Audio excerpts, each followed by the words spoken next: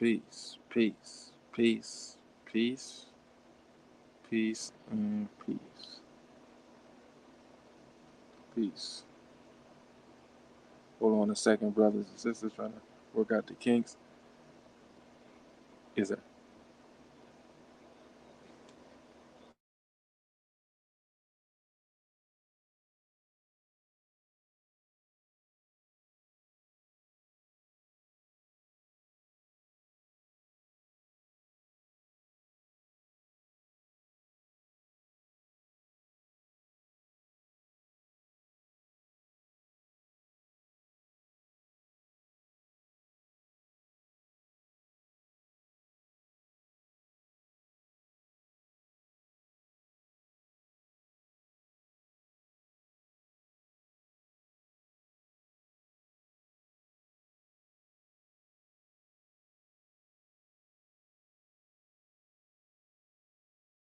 Make sure you ready. Okay. All right, brother. Yes, sir, brothers and sisters, trying to work out some kinks. I'm late to the mug. Sorry about that. The devil's a lie. I'm on the iPad that currently is dying, so this show won't even be long like it's supposed to. Because even though I got my iPad and the charger, it doesn't seem to be working very well. So this is what I got going on. The devil work overtime, man. I'm telling you, they don't want us to praise Malcolm today. All sorts of stuff is going on. You know what I'm saying? Be like, wow, is it like that? Yes, it's like that. So you know what I'm saying? We take it with a grain of salt because we know again the devil is a goddamn lie. But we here. I ain't even got my music or nothing like that. I can't even get you in my pocket. Let me see. Let me see if I can get my music though. Y'all hold up a second, man. Let me see if I can get my music, bro. Hold up, hold up. I want to make sure. Okay, what's happening here? Why they doing this to a brother? You know what I'm saying? I done logged in and everything, and play with a brother's emotions. You know what I'm saying? Let me see. Let me work on some things. How y'all doing, brothers and sisters? How y'all doing? How you doing? How you doing?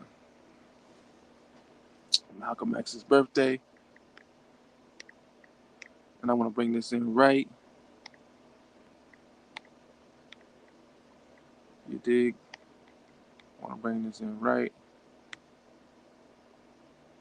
Oh man, bugging. And the technical stuff should already be dealt with before y'all come. You know, I usually be laced with mine. I couldn't find my headphones. My kids stole my headphones. They at the age where they just grab whatever. Ain't no locks on the doors because they'll lock themselves in somewhere and be scared to death.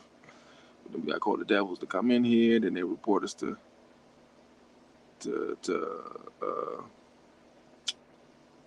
what they report us to. They report us to the mother devils, and then they're gonna try to take my kids away. Then I'm gonna get shot. And your brother, y'all gonna be marching in the street for your brother. I don't want that to happen. So I'm gonna do this.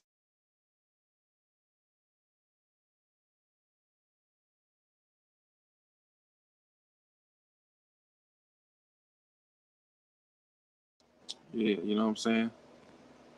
I don't even know if y'all heard that. And I can't share a screen on this. I can't share the screen. Damn. So I couldn't even play that. Let me see if I could. Let me see. Let me go to settings. I'm playing with this thing right here. No, I can't. Can't even do it.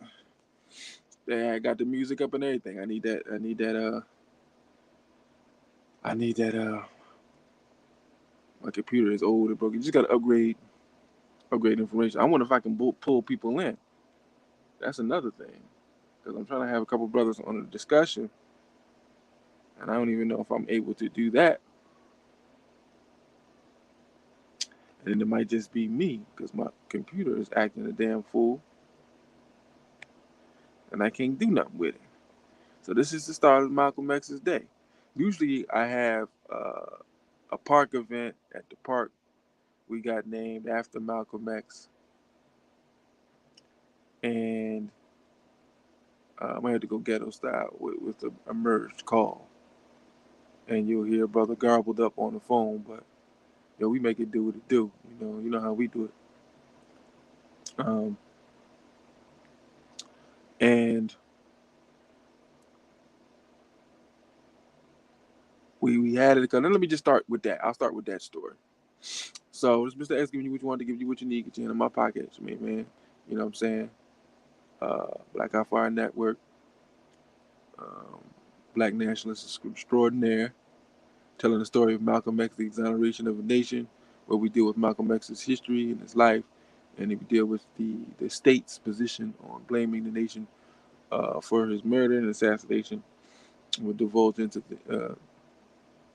the very real COINTELPRO uh, uh, involvement in Malcolm's assassination. What I'm starting with right now is the creation of the park in Albany, New York. We have a park called Malcolm X. It's just a little corner, uh, nothing overwhelming. I don't know if anything is going to get built on it for a number of years. Maybe I'll pass that task to someone else, but I just wanted to get the ball rolling because there's more pressing matters than funds going to a park. We have 75,000 parks in black communities, and unfortunately, people who are politically uneducated beg the white man for resources to give us parks. We got a million parks. We don't need parks. We need institutions owned by black people, controlled by black people, so we can employ our people, so on and so forth. And we'll divulge into that, and we know that very well, but we'll divulge into that um, uh, as we further it within the discussion. Don't know how much time I got because I'm on an iPad. I got it charged, and the damn is still going down. How the power? How you get the charge in the iPad and the motherfucker going down? But me, it doesn't matter. We're gonna keep on rocking. So a few years ago, in the early stages of my activism, I wanted to, yeah, you want to set yourself apart. You want to put something down that has your name on it and something that you can point to. And me and a brother got together and decided to name a small corner area of Malcolm X Park. And we got a little petition and we went to the corners and everything to get signatures from the people. And just our luck, a new person was coming in as common counsel. I was able to meet her, and we had meetings and stuff, and we got the family. We got the family together of Malcolm's, not the sister, not the daughters that y'all know, but you notice that they're older, right? So one had children, and the other one had a bunch of children. So we talking about his great grandkids, and his great granddaughter is 13 years old. So I got up with her mother, and the mother is a Malcolmite to the 27th power. And so a lot of information, little information I get is from her. Um, and so uh, we went to the council, went to court, and all that stuff, and got it named Malcolm X. The community supported. It was a small thing in a way that we can all come to accord that we feel like uh, this should be done, and hopefully, with these discussions and shows and things, I get more allies to recognize Malcolm on his birthday, and it won't be for a Saturday. Interestingly, the first time we did it was on a Saturday, so that today is Wednesday, so that was 3 or 4 years ago. Next year it'll be on Thursday. Year after that, be Friday. Then once again, it'll be on Saturday. Um, People do it the weekend before, the weekend after, whatever people so choose. But uh, that first year was just, it was Malcolm smiling down on us because it was a Saturday. We had a bunch of stuff. The brother Anthony Gooden, peace to that brother, still living, still moving, activist for a very long time, loved his community, and he's still kicking and enjoying himself. And I share this with him. I invited him to the hope maybe he hit the link and is listening. Shout out to you, brother, and all your contributions. And you deserve to relax. Our brother suffered a stroke a week before the event, and was in the hospital. And brother, I can't recall if I went to go see you or the day I was going to see you was already home, so I came over there. But we kept meeting. Speech was slurred and everything. They said give him fluids. He has to relax. He has to chill. And Albany starts getting hot right around the time of Malcolm's birthday. So it was about 85, 86, which is not hot to some people who are listening based on where you live at, but that's hot around here because most of the time it's 30 to 40 degrees here in Albany. And so, let me see, do I got the guest room? Could I pull anybody in, brothers and sisters? I'm trying to see where I can pull guys in, but I don't think. Oh, they got band guests. Hold on, hold on. Hello,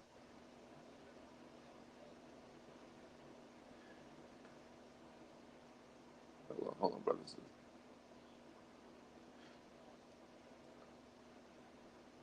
Okay, no, no, you. Oh, you on the? No, I can't see any of you gentlemen.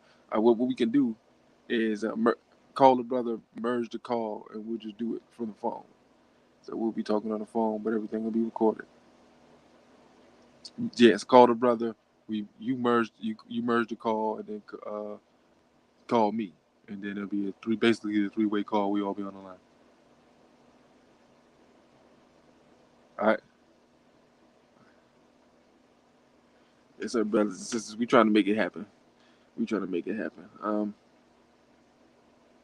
So yeah, me and the brother were doing it, and like I said, he had suffered a stroke, and he got right back to the meeting. Took a couple days off, got right back to the meeting. He was slated to host the show, and I spoke, and we had beautiful pictures. And you want to see the pictures of the first day, Malcolm X Day? Uh, go to Get Your Hand on My Pocket Facebook page. We had the Nation brothers and sisters there. We had a community there. We had the food there. A local activist community organization named Snug. They also were present. Strong brothers and sisters that work in the community. Um, it was great. It was a great day. People enjoyed themselves. And there's a little bit of a story with that as well while we're trying to get the kinks out of this damn broadcast. So we have the event. It was very powerful. We left for tread marks on local government, and certain people exposed themselves with the advent of Malcolm X Park, and along with my political rhetoric and the political philosophy connection with Malcolm X, that I was a Malcolmite, but at the same time trying to be more of a unifying force within the conscious community as best I could, uh, as opposed to others. And we have philosophical differences and religious differences and doctrine differences, as you all know, in discussion. But can we act on common denominators? Can we get together on certain principles that we agree upon and move forward amicably for the best interests of our people? And so I had connected with Hebrew Israelites. I connected with the Nation of Islam because honestly, for me personally, it was these are two people or two religious groups. Go ahead, sir. Hold on a second.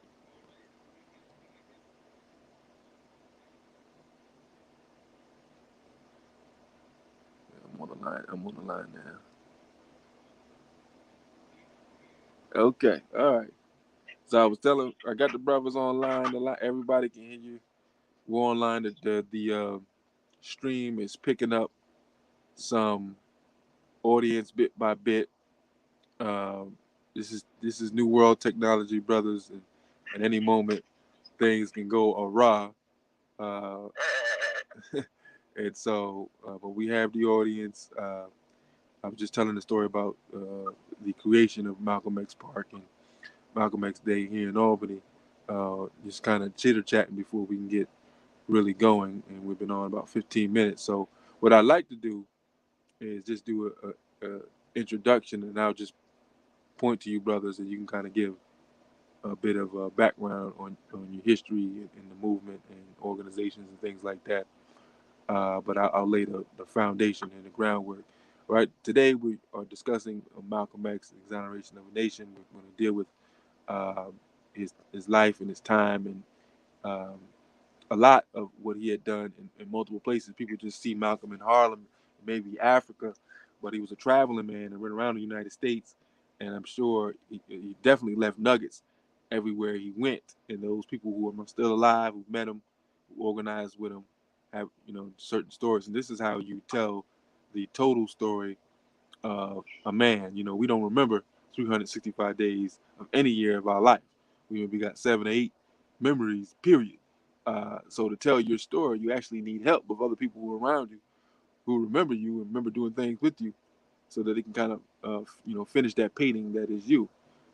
So that being said, I have brother Leon Van Dyke and brother Willie Terry here, activists in our community, been around for a very long time, years and years of experience, and these brothers will both introduce themselves. And brother Willie, since me and you started this thing, we'll start with you, brother, and you can tell your name and just a little bit about yourself.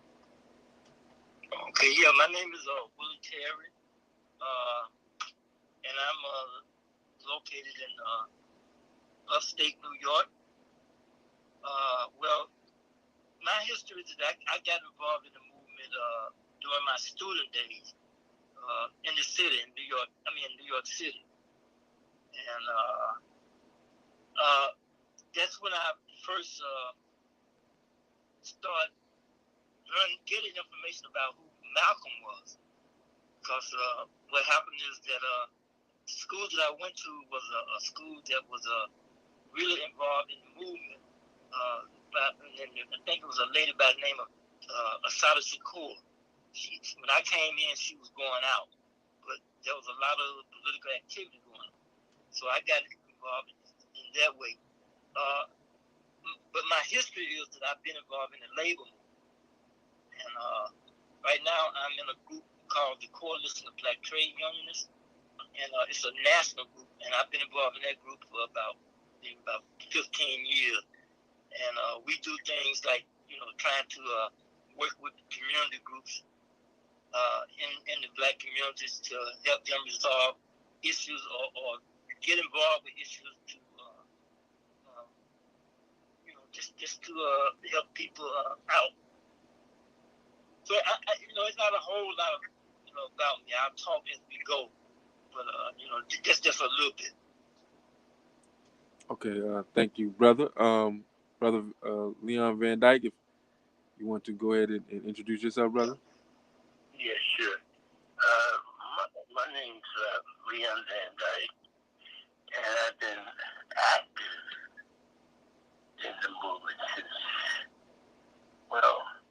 over half a century. I met Malcolm a number of times. My first time was in 1954, when I was a young Turk. And in Philadelphia, Malcolm was in Philadelphia for a short while organizing, as many of you might know. And we lived like 5 blocks apart. And when I first met him, I lived across the street from a housing project, and that's where he spoke. And I was the young man, Joseph X and Malcolm, they lived together at that time.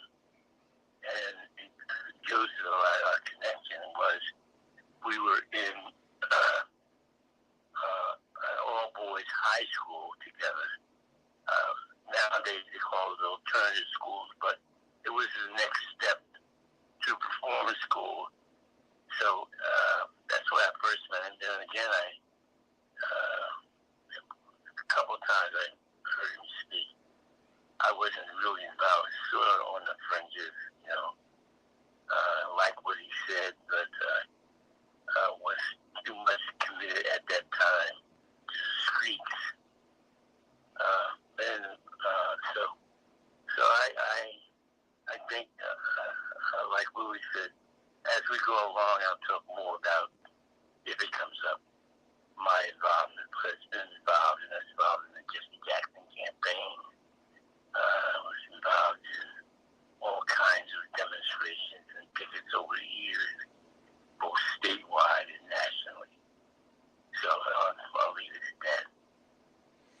Okay, thank you, dear brother. And we have, like we said, two brothers who have been involved in the movement for a very long time. As the brother mentioned, he met Malcolm in 1954, so this is more or less the beginning of his career of organizing with the nation and pulverizing for the cause of Black people's liberation.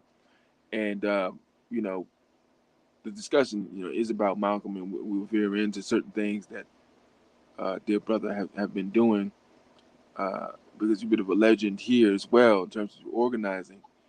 And I do want to start out with a community group quite similar to, I guess you would say, the Nation and or Malcolm's old AAU organization. Brother Leon, and we'll start with the questioning with you. Um, how similar was the brothers organization, if you can go into the actual activities, was to Malcolm's old AAU organization, which doesn't get a lot of recognition about some of the things that they were able to do while Malcolm was alive, because they were organizing during that year and a half that Malcolm had left the nation and was ultimately assassinated. But were there similarities? If there were, what were they? Between the brothers organization and Malcolm. Yes. Yes, man. Yeah. Oh, there's so many. One, the brothers were grassroots. I don't think there were too many of us had a high school diploma, let alone a college degree. But there were a couple of brothers who had degrees who did join the brothers. I think that we, in terms of organizing, we always stated that in the early years that we identified more with Malcolm's or El Malik or El Jabaz, whichever one is comfortable with. We always identified with the teachings of Malcolm. I myself taught of myself, as a student or disciple of Malcolm. And we always believed in the rights of blacks to defend themselves, although we saw the strategy or the tactics that Martin used and the goals that he was going after, that we were willing to do that, but we weren't willing to turn the other cheek. So, but his teachings go much further than that. I mean, he's the one that introduced us to look at the system from a world view. Mm-hmm. So when Malcolm was an organization, I believe Malcolm had lived the organizational African unity, which has been very attractive to young black men like myself at the time. At the time I was in my next birthday, I'll be 88. So the generation that Malcolm was after was our generation. Malcolm is like maybe 8 years older than I, if he still lived. Okay. Wow, that's impressive. Very impressive, brother. Brother Willie, we talked about Malcolm. We talked about Malcolm for the last year or so about doing things to represent Malcolm, to celebrate Malcolm. How important do you believe that is in regards to the proper celebration, proper recognition, or even a curriculum? We talked about that, a curriculum, a year-long curriculum. How important is that to our people? Well, I think celebrating Malcolm is just as important as celebrating Dr. King.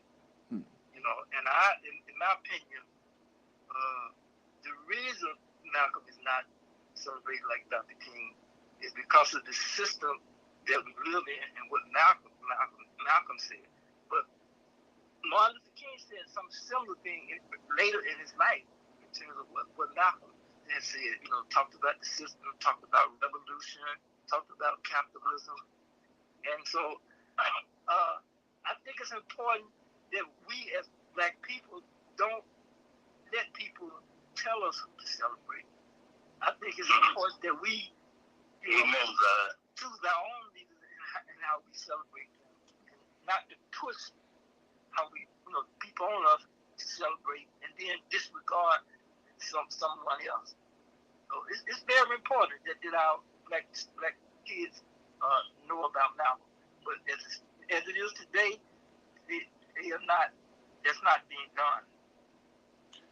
Great answer. I think that's important that the minister is celebrated correctly, and his more militant, black poweristic perspective is given to our youth, so that they know it's an alternative to what has been pushed regularly. Malcolm believed in voting, but he believed in it using it as a weapon, and he was learning about local politics as when he came here. And I'll ask you this, Brother Leon. There's a picture of him here at the government building. It's escaping me right now. The large building there, but he's I saw him then. Yes, tell us about that. Well, we knew that Malcolm was coming to Albany with Percy Sutton and a few of the others. At that time, I was, this is 65, I was a waiter at a well-known bistro called Dorsey's that was very popular in all the legislators, Shirley Chisholm, Percy Sutton, R.D., all ate at that restaurant. It was the only, I think at that time, the only black restaurant that featured soul food. So a lot of these all these people, when they were up here doing session, they would eat there anyway, including Percy Sutton. So we knew he was coming, and even then, even though I wasn't actively involved, as I became, I was always sympathetic, and we went to see Malcolm. And when we went to see him, we of course, we got the time on messed up. So when he came to the Capitol, he came in, as I recall, and relying on my memory sometimes is not good. But as I recall, they were on a bus, and we saw him getting on the bus, and I had knew people like Carl McCall and Charlie Rango, who was a young assemblyman at that time, and that's the point I was trying to make. But anyway, yeah, he was here in 65 or 66. I'm not quite sure, but it was right before the brothers, and that was one of the other things that motivated us. Anyway. Go ahead, Brother Will. Yeah, so brother, what are your thoughts on this day of Malcolm's birthday? Oh, me? Myself? Yeah. Oh, well, we certainly try. All the stuff that's happening. Yeah, with everything that's going on, we had spoken before about Malcolm in February, assassination, and then obviously now it's a lot warmer, and you connect people. You get a little scientific here with the sun coming out here, and we talk about our people getting crazy or whatever, want to get warm out. What it actually is, we get sane.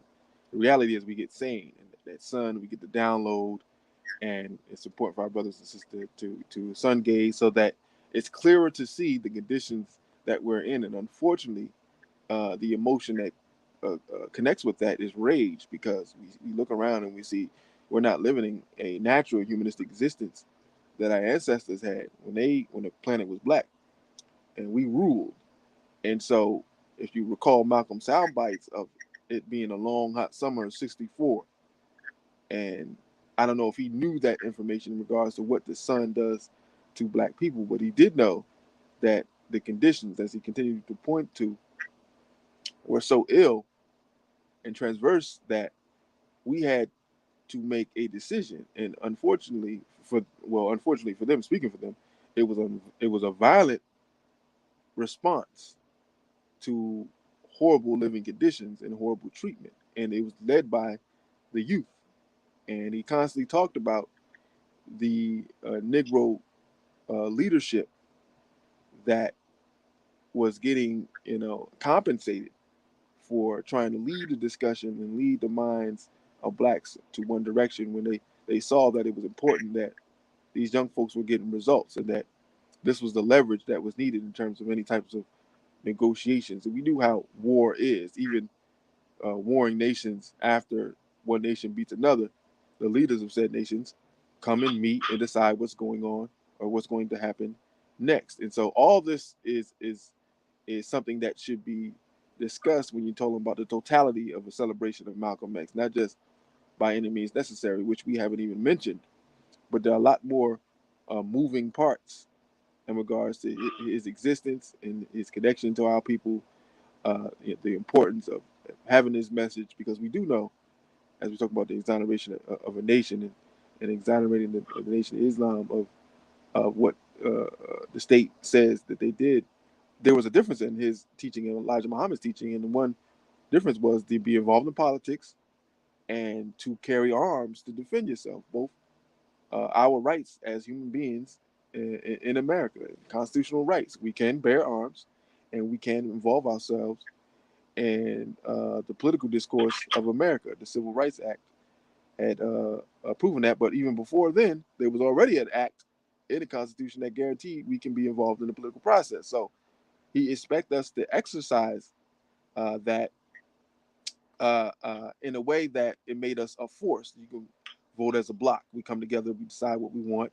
And when one person is saying to the white man, hey, we need farmland, we need fresh water, we need uh, homes and businesses and so on and so forth, he's powerless. But when 1,000 blacks say that, now it's something he has to consider. So I think it's very, very important that we recognize Malcolm and celebrate him in a proper way.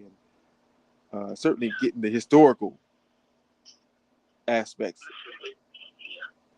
If you do my, just like I couldn't agree with you more. And Malcolm teaches us in his speeches when he talks about the ballad of the bullet. Mm-hmm. That's a very important lesson that we need to learn. And when we close options, which I think that we do, that the whole thing by any means necessary and the right of self-defense, everybody has that right. Mm-hmm. We see that right before us now, that they give the Jewish nation that's going on right now, government rather, mm-hmm. The right to defend themselves. Yes. But the first thing that comes out of our mouths when some, which I say is justifiable rage, what comes out of our mouths of misleaders is that we must not be violent. Now,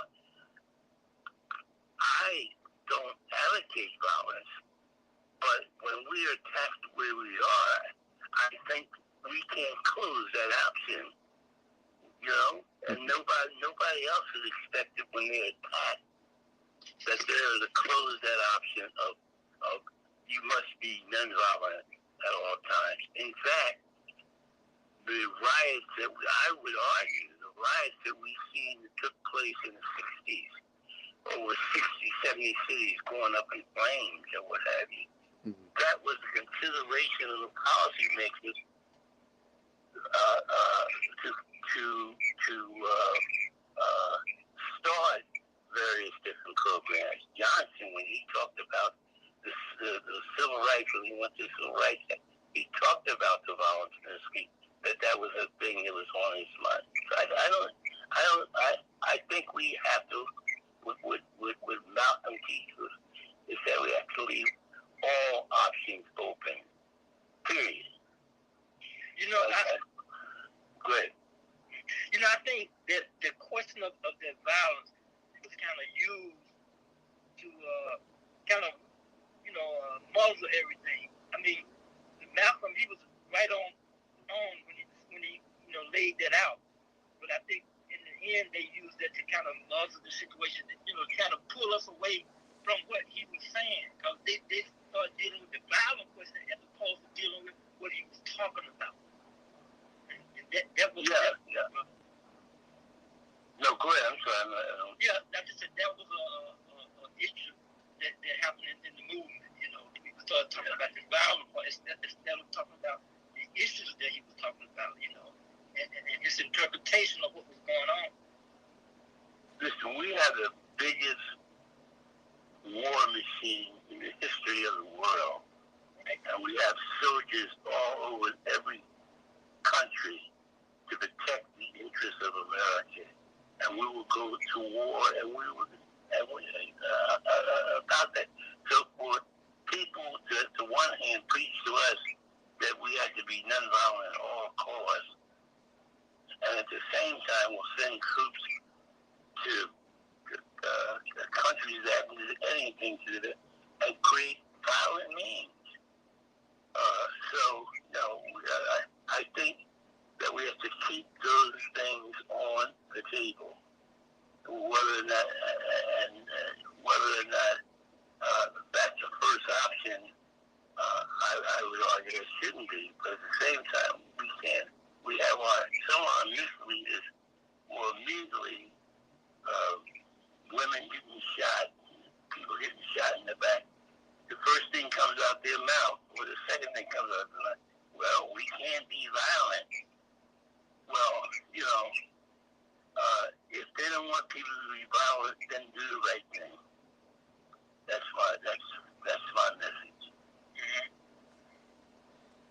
Malcolm went overseas. One he had, and Brother Leon, thank you for that.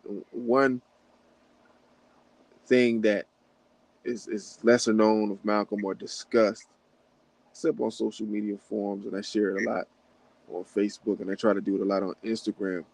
Malcolm's involvement with Third World Revolutionaries, Patrice Lumumba and Fidel Castro, to name a few. And I had listened to a interview. I know all of it's old, right? But people get hold of audio and release it, and then it's basically new because the mainstream people haven't heard it. I haven't heard it. Others probably haven't heard it. And it was a discussion about him meeting with Castro, and he went down a litany in line of people who were also in the room. They showed the pictures of him and Castro together, but the reality was there's about 25 people in the room. It's a very small room, but it wasn't Malcolm leading this charge. He was asked by the state to be a representative, the lead representative, and he went. And Fidel went to Harlem, and he stayed in Harlem. Brother, you're breaking up. Am I? Okay. I don't know, maybe it's just mine. Malcolm had brought him to Harlem, and they had, I think, Teresa Hotel he stayed at. Yep, no. Yes. Do you recall that, Brother Leon? Oh, yeah. That's what brought my attention to Castro when he stayed, and he wanted to stay in the downtown hotels, or he didn't want to stay in it, and he moved his whole contingency to the Teresa Hotel. Sure, that was a big thing when he did that. The black community said, "What? Say what?" That was in 1959. I remember it well.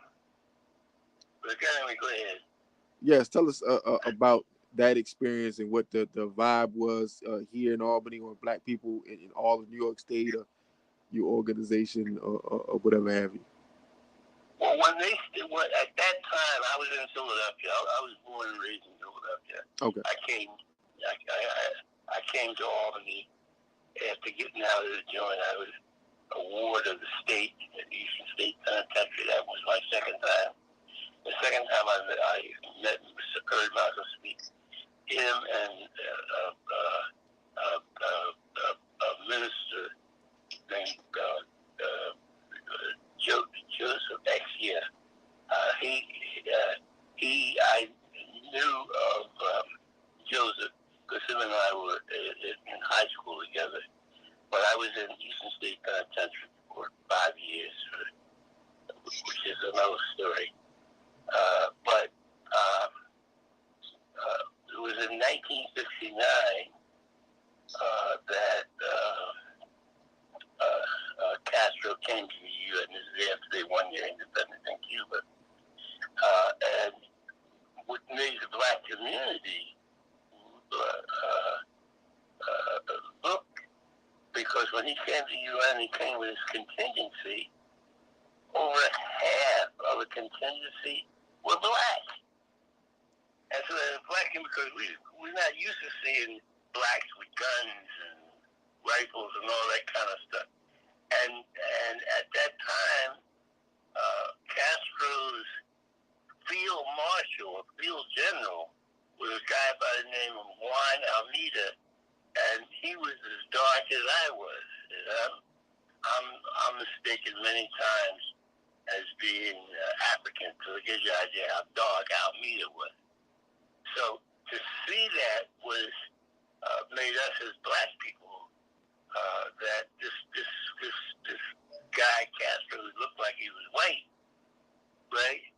That we gave legitimacy to his organization, and rightfully so, because if it had not been for the Afro-Cubans, who were mostly peasants who joined Castro, Juan Batista would still been president of Cuba. But yeah, he moved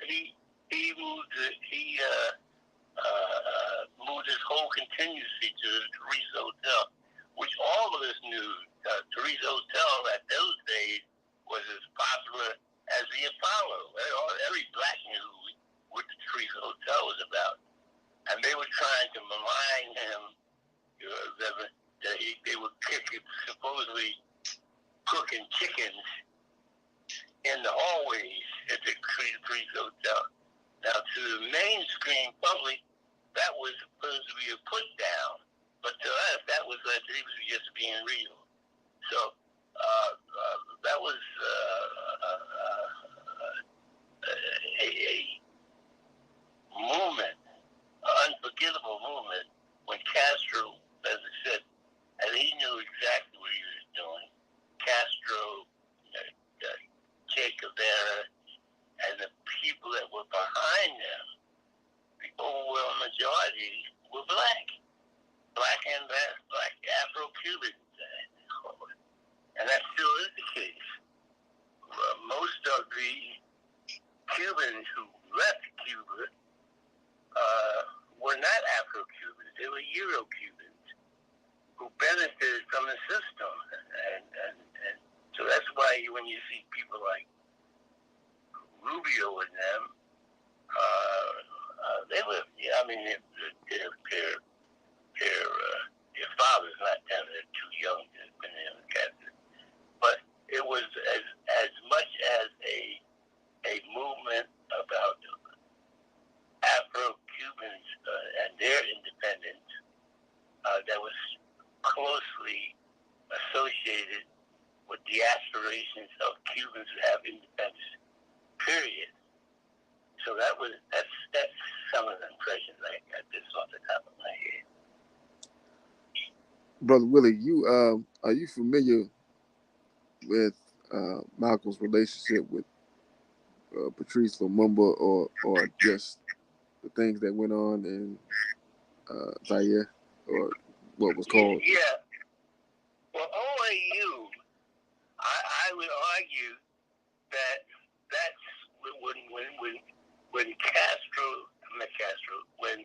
when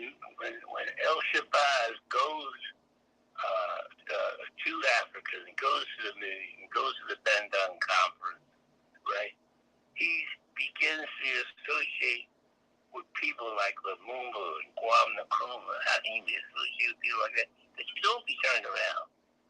You know, they were, you know, they gave him a world view. I mean, he was a reader, so intellectually, but can you imagine being in a conference with his Kwame Nkrumah, the guy from Indonesia? I can't think of his name right now. Gamal Nasser, Kwame Nkrumah, representatives from they said representatives from the ANC. You know, at that time Mandela was in the youth division of ANC, but to spend time with people like this, with I said, when you say with Patrice Lumumba, these are great thinkers, not great black thinkers, great thinkers, period. And they had a world view, and they were, and this is at the height of the time, of the 50s and 60s. It's the height of the time when these countries was developing organizations fighting for their independence. And they were talking about things that we don't even talk about now. You know? So, yeah, the association with Malcolm, that's my son's name, is Melco. with when Malcolm, when he comes back and he announces that he's going to develop the Organization of African Unity, and the fact that he was killed, when you think about it, he was killed, he was murdered at the time when he was making a speech to introduce the plan. When he's going to introduce the plan, the program of the Organization of African Unity, you know, that was, you know, so to be interacting with these brothers and be respected by them, as I said, Patrice Lumumba, Kwame Nkrumah. I mean, Kwame Nkrumah, this guy, man, Pan-Africanism, you know? Anyway, I'm talking too much, I'm sorry. Yeah, I agree with that in terms of Lumumba. I mean, Malcolm been proven right, because we talked about how Mobutu and how colonialism and imperialism was treating the Congo. So, yeah, he was proven right. Brother, I have to get off. Remember I told you I have something to do. I got to get off. I'm supposed to be in another meeting. Yes. But I mean, Leon, you can stay on here because Leon can go on. But before I go, I do want to know one thing. The topic was the exoneration of the nation. Yes. Could you break that down? Okay. So, with the new information of the police officer, and I was actually familiar with this gentleman, but his name escapes me. Right, I'm supposed to have that on tap. I have his story, but I don't have his name. Let me see. Yeah, I'm here. Sorry. No, that's all right. Okay. Let me see that. Hold on. Let me see. I want to get his name. Hold on. I want to make sure I get this name because I have the story. Hold on a second, brothers and sisters. Sorry about that. That's horribly unprofessional. Let's see. His name. What's his name? Wow, they go all the way down the line. You try to find a story, and they don't say his name. Ray Wood, finally. Wow, okay. Ray Wood, yes. Now, I was privy to Ray Wood and his involvement in the Statue of Liberty. And Brother Leon, if you have information on this, when I'm done, you can build on that. The plot to destroy the Statue of Liberty, where a bunch of ravenous brothers who wanted to strike a blow at the government, quote unquote, planned to blow up the Statue of Liberty to kind of set in motion a revolution. And It was farcical, and it was a plot to put brothers in prison. This is part of the COINTELPRO doctrine to get brothers in the movement during that time to get in some overtly radical reactionary behavior. Set them up that the person that come up with the plan would be, in fact, the police officer that infiltrated the organization. He would supply the guns, he would supply the plan, and then on the way to doing it, they would get pulled over and they would get arrested. Yeah. And Ray Wood was part of that plot. And what it did was actually interconnect those brothers with Malcolm's security team, who had all the weaponry to protect them. And so when that sting happened, those individuals who were protecting Malcolm with weaponry had not only got arrested, but all the guns were secured or taken away. So for the last, I want to say, week or two of Malcolm's life, he had no guns, he had no weapons, he had no protection. Little known fact. Now the Nation of Islam didn't do that. This is all bossy. You see. So when you got the state and his also, as you all, conspiracy. Yes. Come closer to the mic, bro.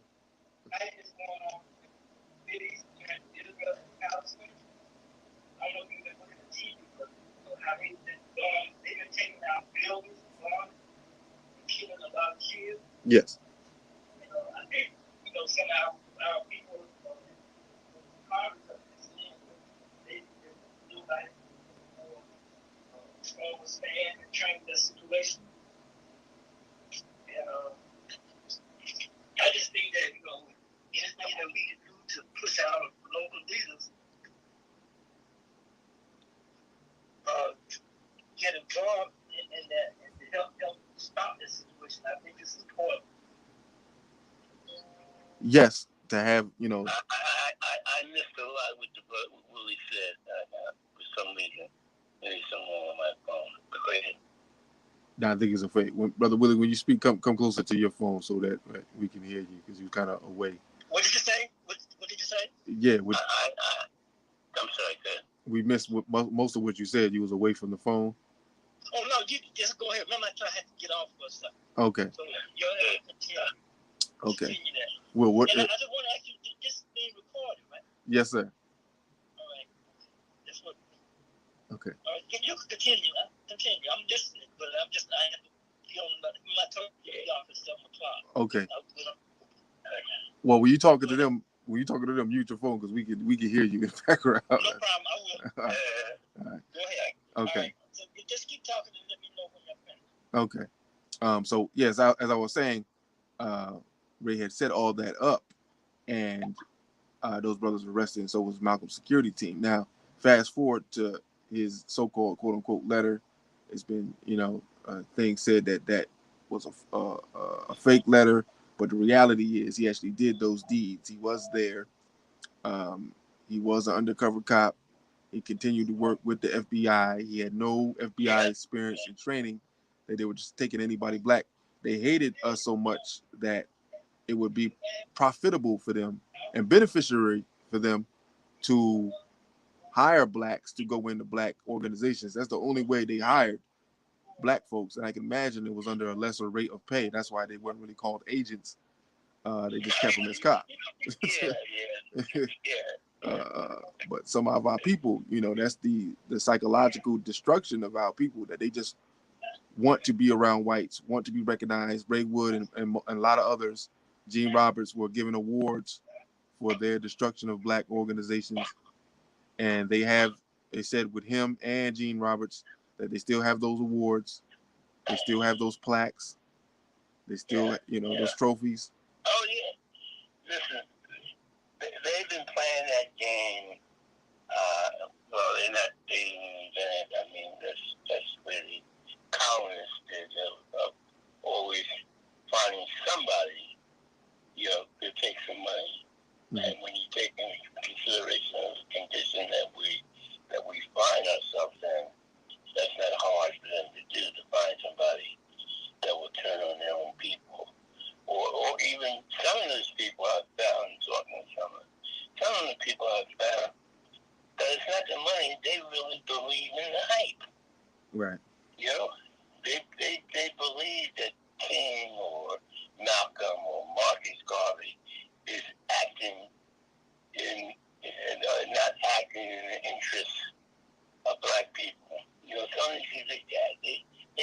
that propaganda. They buy it away, and she said, internalized racism. It's very hard to in terms when you brought up the question of counter intel probe, they take the brothers for 5 years. Mm-hmm. They taped our phones. They had my phone, my personal phone, and the brothers' phone taped the longest in the history at that time. This is 1970 at that time. The longest in the history of the country that I taped between the local FBI here in Albany and the Albany police. And right now I'm writing my memoirs, and I'm getting free on the Freedom of Information Act. I'm getting from the halls of records all tapes and stuff that they did on us, because it was now it's like 40, 50 years. So they can't say that it's a national security. Right. Yeah. But they taped our phones. I mean, for some of the brothers, and I believe this sincerely, they don't have any evidence to support my claim. But Brother Sam McDowell, who was one of the founders of the brothers, one of the stalwarts, they said the brother shot himself and killed his girlfriend, and which he supposedly shot himself with a rifle. Now, wow. But I don't believe. And with myself, I was shot at 3 times, and they missed. Obviously, right. But when they burned down my house that I lived in, where the people living on the top floor were killed, I was almost in that altercation. I was burned, and my lungs were scorched for 6 months, and I couldn't speak.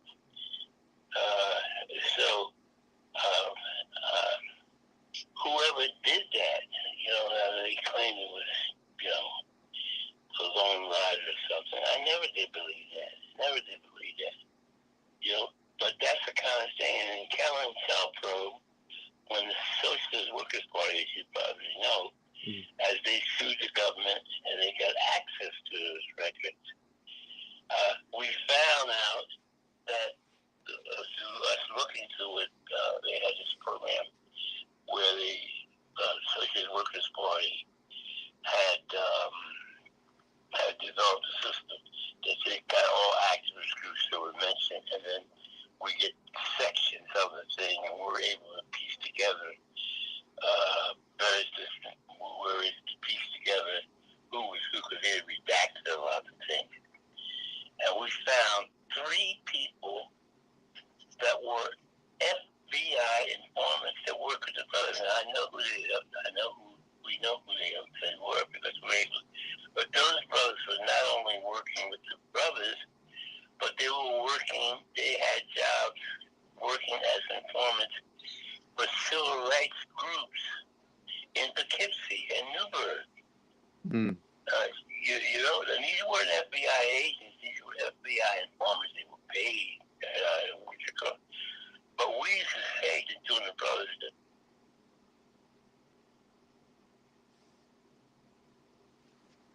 Yeah, brother.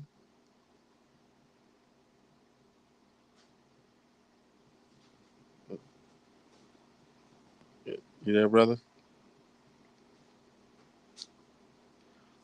I think we might have lost our brother. A very riveting story about informants in his own organization. He's one of the few surviving members of the brothers organization established in Albany. Are you back? You there, brother? Brother Leon? Okay. Is he still on? I think we might have lost him. He might have fell off. Oh, well, you got 40, almost 50 minutes. Yeah, he was in the middle of a real good story. Oh yeah, he's good, right? Yeah. That's like you got his number, right? Yeah, I got it. Yeah, he's good. Hey, I think we should follow this up. I think we should have more. You know, if you create some topics, Yes, sir. Yes, sir. it's like a history book. Yeah, yeah, certainly. Definitely, definitely. Okay, all right. Well, yeah, we did get 40 good minutes of him. I want to continue with the exoneration point um, and dealing with Ray Wood. And again, Brother Leon was talking about informants in his own organization. I had mentioned that our people whom are subversive to their own black nation will sell us out for what you would call, as we call, butter biscuits, and they come in the form of trophies and recognition and pats on the head and certifications, awards for great police work, and basically upholding white supremacy. It's not said as much, but that's basically what they're saying. If you want to interpret the language that they use, Gene Roberts and Ray Wood, two gentlemen who were at the Audubon at that time, and he said that he was shot at that time, and he had weapons, and a lot of the Audubon was full of informants and police officers that were listening to Malcolm as he was speaking, and then ultimately when he got shot, they knew of the plot. There were two or three other assassination groups or teams ready if that one had failed. That the cabs mysteriously, and you know, cabs in New York City go hand in hand. There were none near the Audubon by for 4 or 5 blocks, giving the shooters an opportunity to shoot Malcolm. And if they get out the Audubon, they can get into a getaway car and get to New Jersey without a lot of traffic. Also, one of the captains of Nation Islam was there. He was uh, shot, I believe, caught by police. They said it was Ray Wood. Is actually Ray Wood was there, but I think the fabrication was he was arrested. No, it was Clarence Gaines, Clarence Gill. He was part of Muhammad Ali's security team. He had got taken to Florida, and he was taken care of there in terms of healed. And they redacted the story from 2 to 1, all in the same day. Very difficult to get a re-edition of a newspaper once it's out. But there are scenes. You can look these up on the internet and so on, where it says 2 gunmen, and then it says 1 gunman. Uh, Also, um, the shooter, the shotgun wielder, William Bradley, was a strong man with all types of ties, but he was a strong man in the street, uh, an enforcer type who wore the badge of Muslim but was nowhere near a Muslim. As a matter of fact, at the end of his life, he was more Muslim, a refined brother, similar to Tookie Williams. At the end of his life, having done real work for the community and connected to politicians and whatnot, from what I understand. And he was able to live his life out, but never brought to justice. But he was in the police station at that time, a white man who was a socialist, part of the White Socialist Party that Malcolm was kind of flirting with him. You know, he was out selling his newspaper, The Militant, at his at the Audubon Daily, and he tells his story about how after Malcolm gets to the Audubon, he usually talks to him for a period of time, and Roland, I forget his last name, but Roland, and he walks right past him, saying, "I can't talk to you today," and he gets in the Audubon, and then Roland usually sits in the front, and Gene Roberts, the cop, moved him and 5 other people to another section. And Roland says he sits there every Audubon meeting that they had. He sat in the same seat, and they were moved that particular day.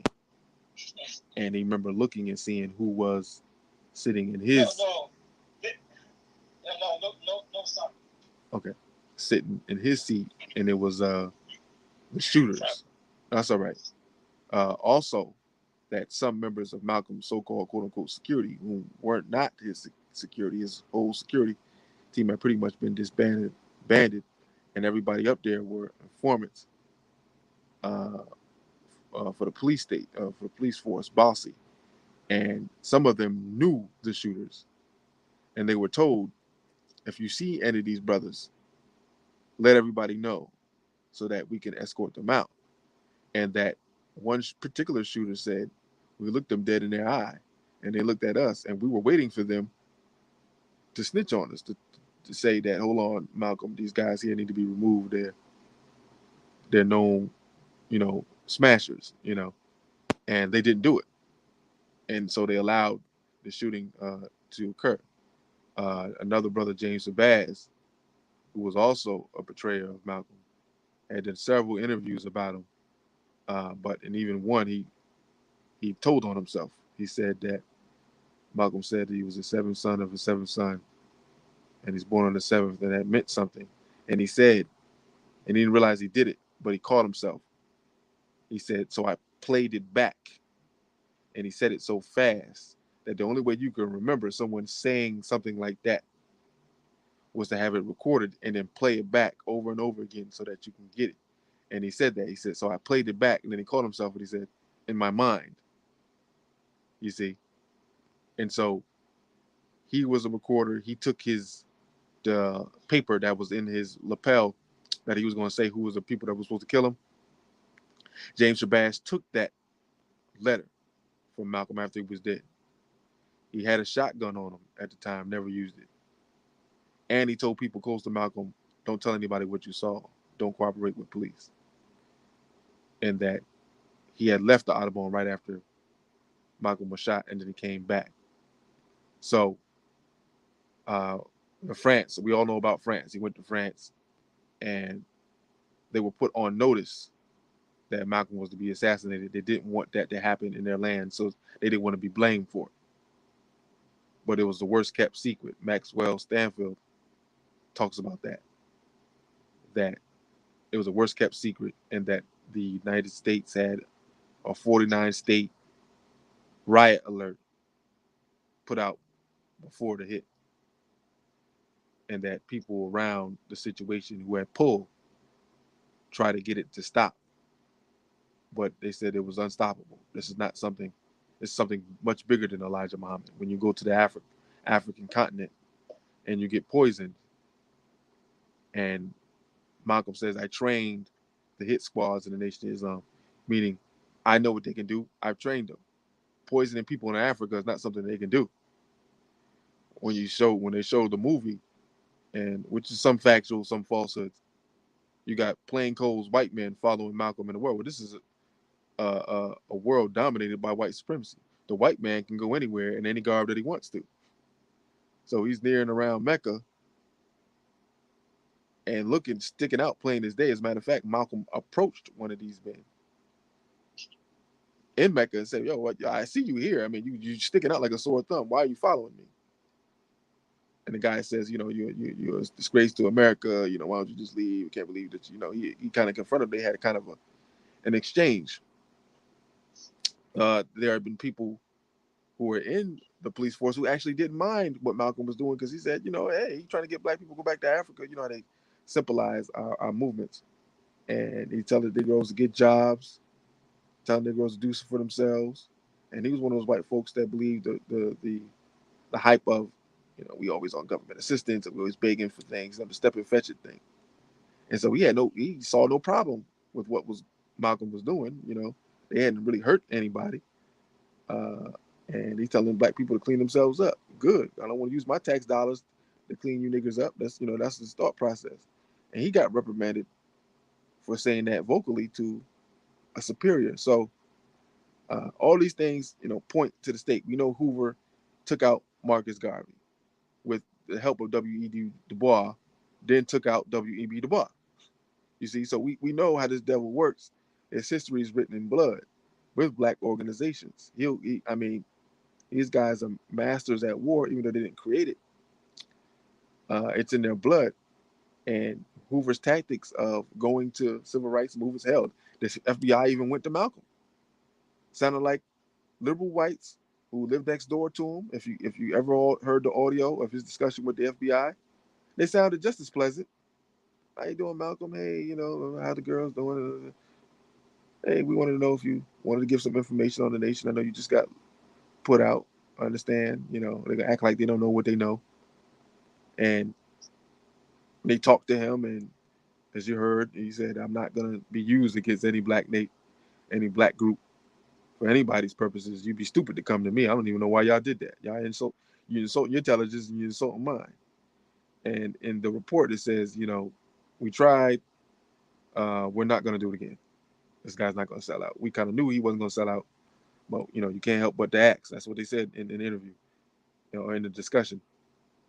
Um, we're gonna ask. It doesn't hurt because we have a lot of people who have that stance, and then we flash some money in front of them and they capitulate. So we know, and Malcolm said that the nation was full of informants. And understand, brothers and sisters, if you watch the movie Judas and the Black Messiah, they give uh, uh, uh, marching orders for people whom are informants.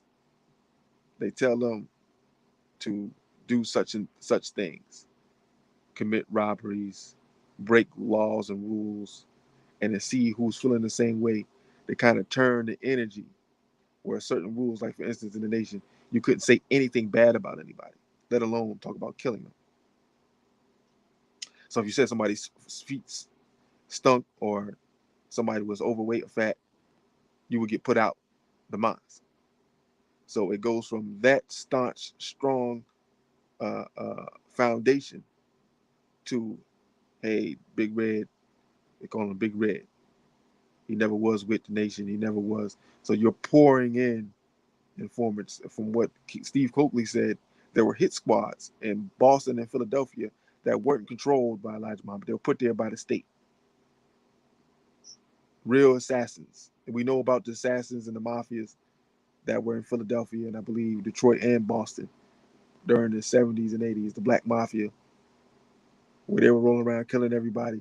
There had to be state involvement because some of these guys had 10 or 15 bodies on them and people knew about it and they never got put to jail. Some did, most got murdered.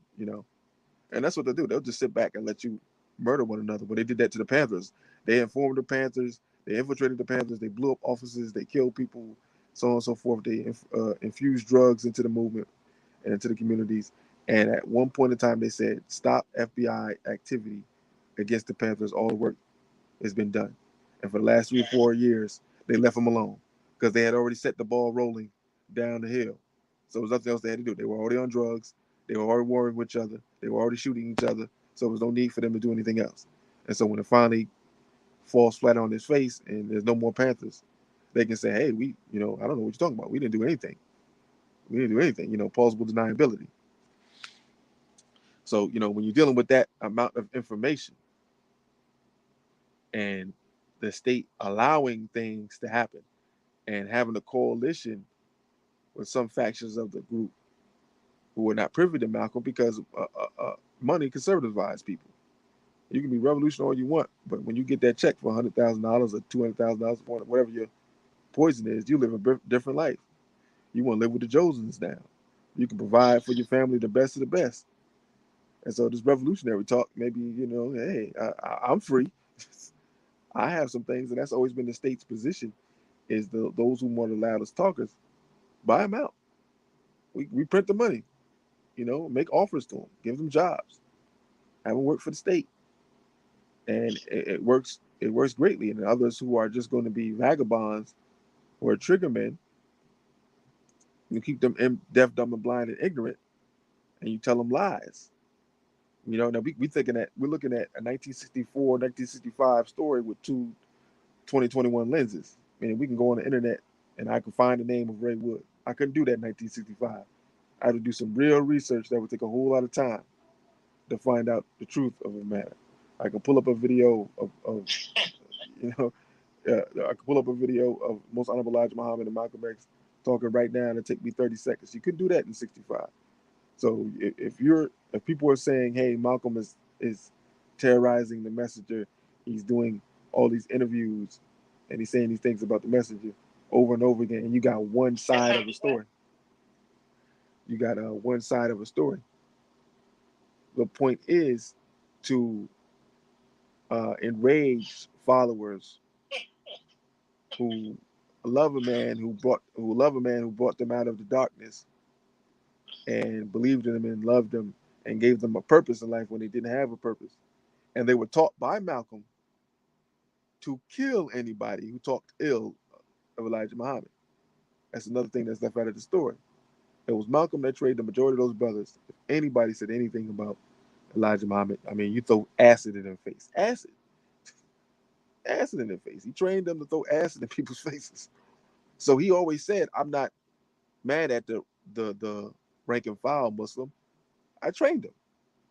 I know what his position. I know what he's supposed to know. It's a hierarchy thing.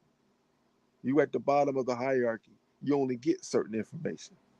You get information you need to get. You get information to act. We give suggestive orders. We expect for them to be followed.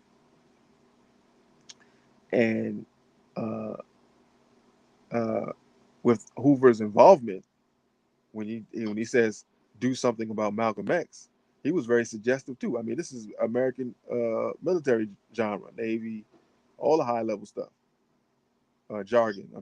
Excuse me, jargon. Just do something about Malcolm X. Well, when layman person look at it, it's just do something about Malcolm X. That's not much, nothing. What did he mean? You know. Well, the agents know what that means. Just like when Hoover was in the movie Black Judas of Black Messiah, they called Hoover and said, "Hey, Hampton's going back to jail." He said, "I know he's going back to jail. I don't want him to go back to jail." He went back to jail. Bobby Seale, and Huey Newton became rock stars. I don't want him to go back to jail. You understand? And that was the end of the conversation. You see, so you're never going to get kill such and such. You're going to get uh, one man in the Congo should not dictate foreign policy, as they talked about Patrice Lumumba. And that would suggest that one person had to pick up on that energy in the State Department and put together a hit on Patrice Lumumba. So when he's killed and they go back to the president says, "I don't know what you're talking about. I had nothing to do with that." You see?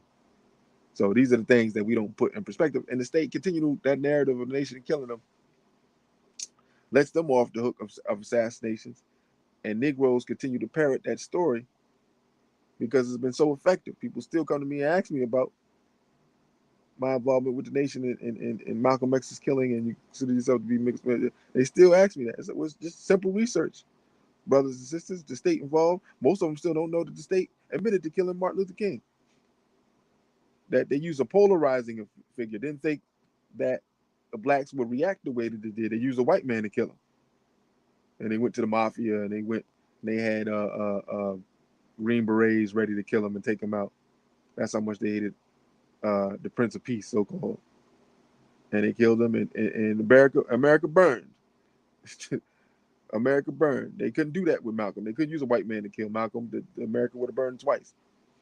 You know, so uh, with all the information that is there, it stops us from making it polarizing. It stops us from saying it's the beast, it's the puppet master, not the puppet. No puppets in this game. You know, it's the puppet master. You take out the puppet master, now you become the puppet. You cut the strings, and we're truly an independent and free-thinking people that can build a nation uninhibited. But right now, all our stories are controlled by the winner of stories, and the winner that tells the narrative is going to tell a favorable narrative to himself. And even in the books, it says he was killed by members of the Nation of Islam. Still, not, hey, the state killed him. They do the same thing with King. Whoever they said they framed to kill King, they still have it in those notebooks and in history books that give the school children that this individual killed Martin Luther King. Went up. Wasn't even him. Wasn't even him. Somebody else from the police department of that city, Memphis. He was a Memphis police officer that killed Martin Luther King. He was probably a part-time Klan member.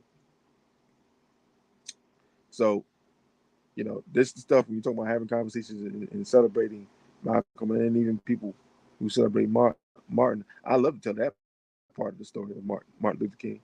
I'm not a fan of Dr. King at all, but I would love to tell how he died because it's polarizing. I like to point the finger at the cracker, as Khalid Muhammad said. You point the tail on the hunky, not the donkey. We come here to point the tail on the hunky, who's behind all our misery. Hello. So, Hey, hold on a second. Hello, look, I got Dion on the phone. that's cool. I'm gonna. Oh, you got him on the phone? Yeah. Okay. Let me get him to finish this story. Hey, hold on a second. Could I get you to talk on? Merge the calls. That won't be the merge. I'm gonna be on another phone. Okay. Hello, Leon. Yeah. Okay. Brother X is on. You can talk. Okay. Well, he want to talk to you. Okay. Go ahead. Well, brother. You hear him, brother? Yeah, I can hear. We're going to finish the string, but brother Leon, if you want to finish your story, and then we'll close it out. Yeah, the battery went out on my phone, so that's what happened. But I only got like 5 minutes on the battery. I need to charge my battery again. If it's okay with you, we can talk then. Okay, we about to finish the stream, so if you can finish your. Okay, all right. You can finish your story. I only got about 5 minutes on here. Okay, go ahead and finish your story. You talked about the 2 or 3 informers you had in your organization. When did I leave off? You were talking. Anyway, I'll be done doing it. We had at least 3 over that 4 or 5 year period. We had 3 agents. That agent informants different. They were informants.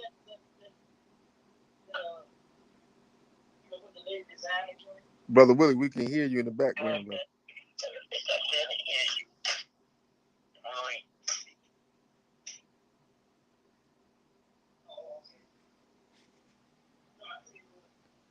Okay, he's further away. Go ahead, yell out as loud as you can. See if we can get through this. Brother Leon. Yeah, I couldn't hear what you said. I said, let's see if you go ahead and finish what you were saying. Okay. So we had 3 informants, and not only those informants, they were the other group, but they had worked with 2 or 3 other organizations. One of them was in Poughkeepsie, and 2 of them was in Newburgh. And they were uncovered. One of them were uncovered because they had to testify in court in Newburgh incident. And we were able to, by the women, like they had redacted, it had like thousands of pages of pictures that SWP had gotten from the Supreme Court. But the FBI had redacted a lot of this stuff. But if all the various different groups got together and we were able to pull that, oh yeah, that sounds good. And his name, was so and so. In fact, 2 of the agents that was working undercover against us, they were brothers. One of the brothers was down in Newburgh, and the other brother was up in Albany. And they had some credibility because they were, not necessarily from, they were from our community, but not necessarily from our neighborhood. And some of these people have this derogatory. Wow, that's incredible. Well, Brother Leon, I want to thank you for coming on. Did I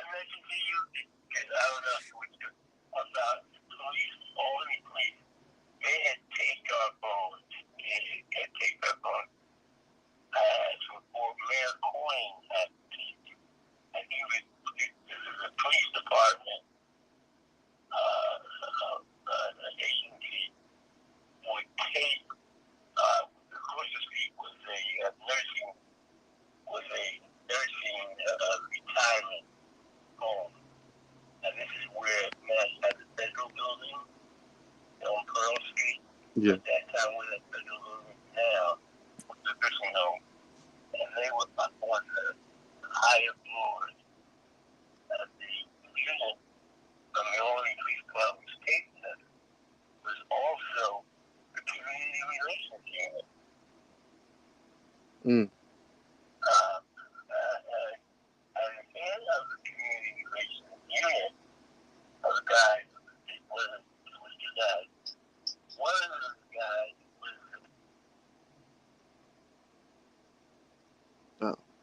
See, we lost brother. My brother was talking about some of the things that were going on in his organization, and that they were relatives, and they actually worked in the State Department. So, I mean, the rabbit hole goes very, very deep in regards to organizing locally, and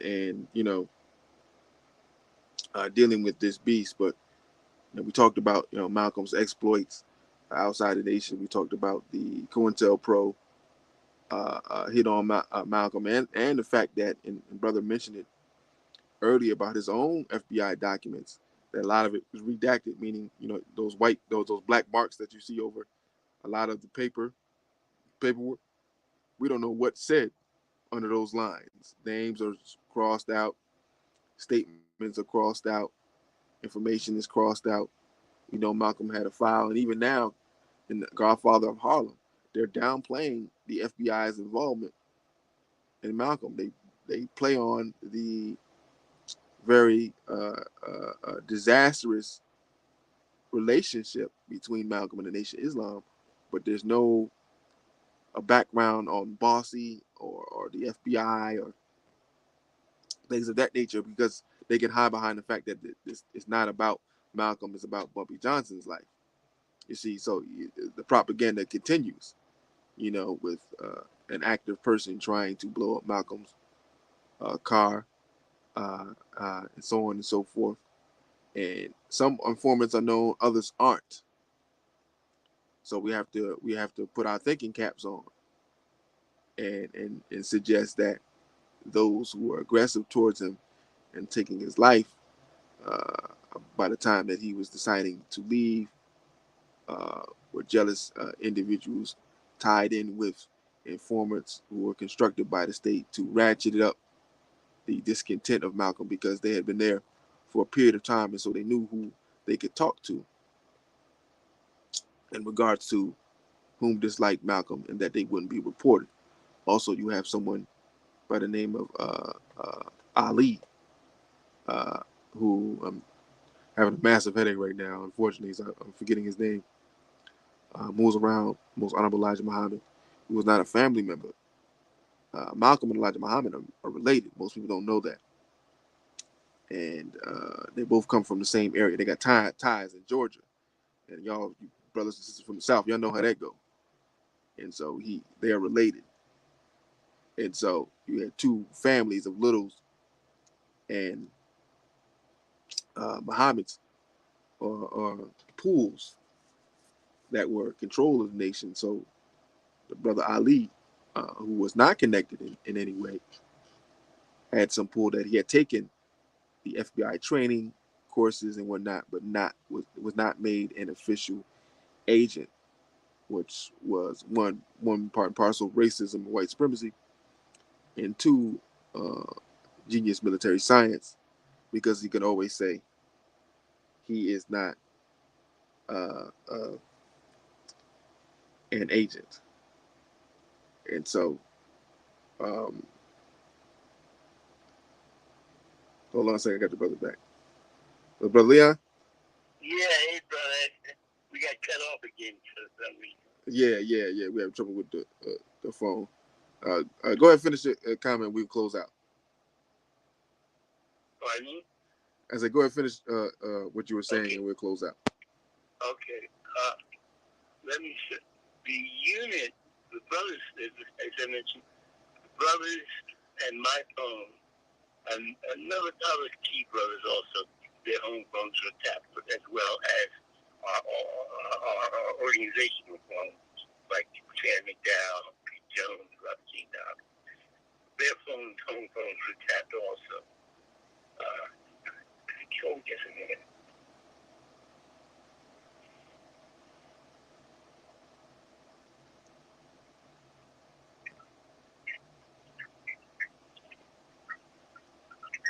You there, brother?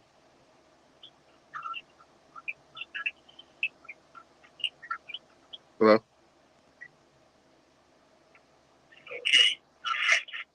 Okay, I'm back. Okay. And are you there? Yeah, I'm here. Okay. And I think this is an important point. The our organization is set for like 5 years from now, almost from the time we started, which is like 1965. And even after the brothers were over and we were transitioned, my phone still was tapped well into the 70s. But anyway, but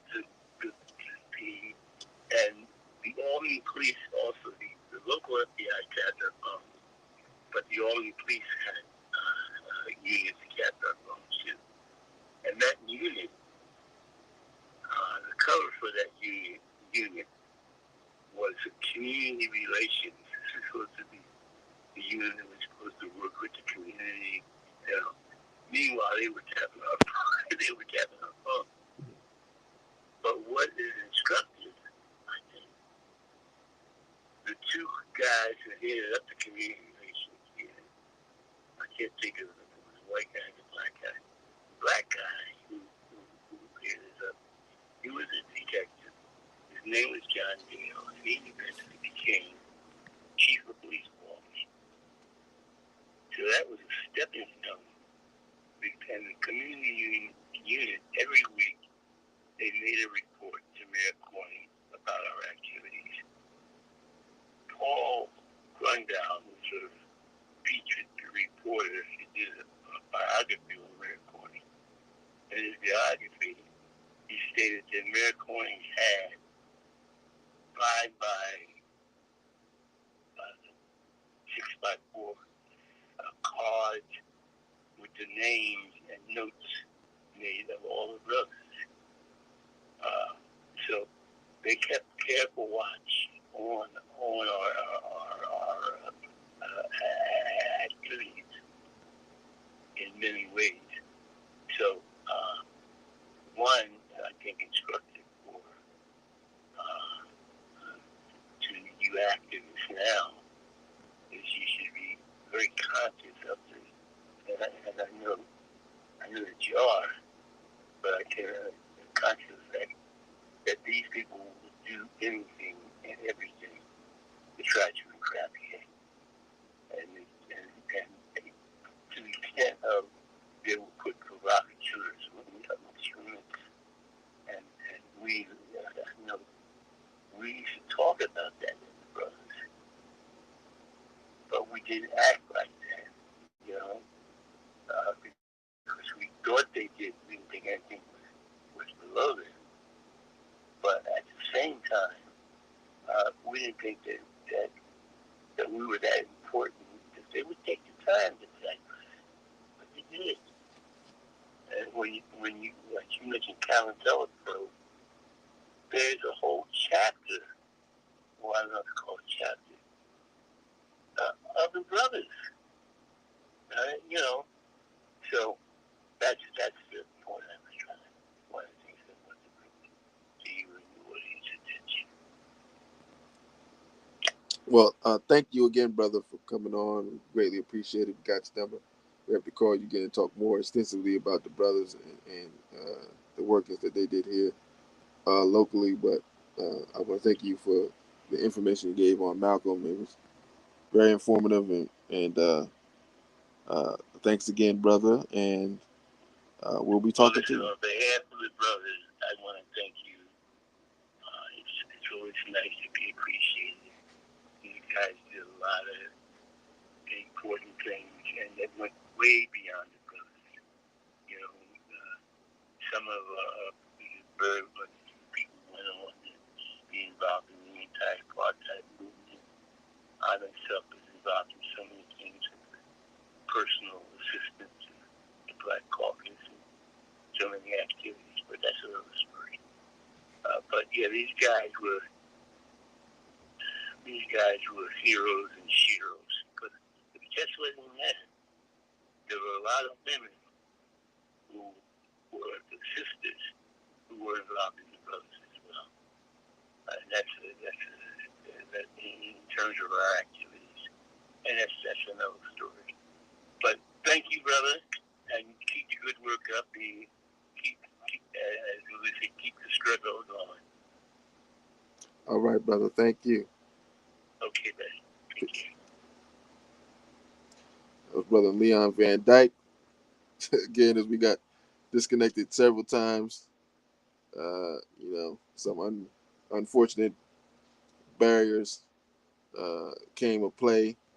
Um, I do have a 7-month pregnant wife, so that is a moving variable there that cannot be scripted. We had our last baby as a home birth. We're gonna have this baby as a home birth. So understand, we'll put everything in its proper context. It's a whirlwind of turbulence going on here in the Jennings house, the X house, but we holding it down. But that being said, because my daughters are terrorizing my wife, so I got to get out here. Happy birthday, Malcolm X. I want to thank y'all for listening. Those who came in late, y'all know how y'all do. Y'all come in the last, trickle in, and start to trickle in toward the end of the stream. And, I moved the times around a little bit, said 8 o'clock. And to accommodate the brothers, we had it at 6. Because, the elder brother, and then we had the other brother who's still pretty active in other things. So he's doing those things as well. But we appreciate you all for celebrating Malcolm X's birthday with us. Export Sports for Revolutionaries. I said we wasn't going to deal with just sports, but, we will take the time to deal with some other things that are very important. Um, and certainly my favorite ancestor, Malcolm X, his birthday and his assassination date, we definitely will discuss him. So once again, thank y'all, Export Sports Revolutionaries. It's Mr. X signing off, giving you what you want, to give you what you need. Also, you see the economic contributions that you can make at Cash App $ Mr. XR for support. Support Black Hot Fire Network. Check out the things that we're doing on Facebook. And stay black. Black first, as they say. Peace out, brothers and sisters.